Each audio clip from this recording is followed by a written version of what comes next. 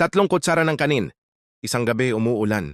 Sa isang maliit na barong-barong may mag-inang naghahapunan. Ma, di ka po ba kakain? Tanong ni Liza 7 taong gulang habang hawak ang kanyang tinapay at kanin. Busog pa si mama, anak. Kumain na ako kanina sa trabaho. Nakangiting sagot ng ina kahit hindi pa siya kumakain buong araw. Sa totoo lang, ang natitirang pagkain ay sapat lang para sa isang tao. 3 kutsara lang ng kanin, kaunting sabaw ng noodles. Tahimik lang si Liza habang ngumunguya. Mama, pwede mo pong kainin to, hati tayo daw sabay abot ng tinapay. Ngunit umiling ang ina. Ang mga nanay, anak, hindi nauubusan ng busog kapag ang anak nila ang kumakain. Pagkalipas ng ilang taon, si Lisa ay nagtapos ng kolehiyo bilang isang nurse.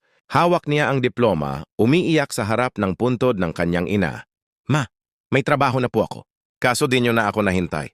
Sabi ko pag ako'y nakatapos, di na tayo magugutom. Sa gilid ng puntod may maliit na plastik. Laman nito, 3 kutsara ng kanin. Ma, ito na po yung almusal natin.